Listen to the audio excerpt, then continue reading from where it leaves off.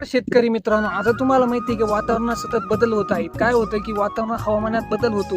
काही ठिकाणी ढगाळ वातावरण असतं, तर काही ठिकाणी उन्हाचे प्रमाण जास्त असतं. त्यामुळे काय होतं की कपाशीचे पाते गळ होण्याची समस्या वाढलेली आहे आणि पाते हे करपण्याची समस्या वाढलेली आहे. ही करपण्याची समस्या कशामुळे येते? कपाशीच्या पानावर जास्त प्रमाणात ही बुरशी येते. बुरशी आल्यामुळे काय होतं की कपाशीचे पाने असे पिवळसर पडतात आणि गळून पडतात. त्यामुळे काय होतं की फुलांची संख्या पण कमी राहते आणि बोंड पण लास्टला जे येतात ते बोंडांची संख्या पण कमी राहते.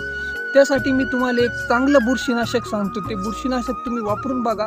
तुम्हाला 100% तुम्हाला रिझल्ट भेटतील. त्यासाठी तुम्ही टाटा कंपनीचं ताकद हे बुरशीनाशक तुम्ही वापरा. ते काहीच पण वाटेल. कोणतं पण टॉनिक तुम्ही वापरू शकता.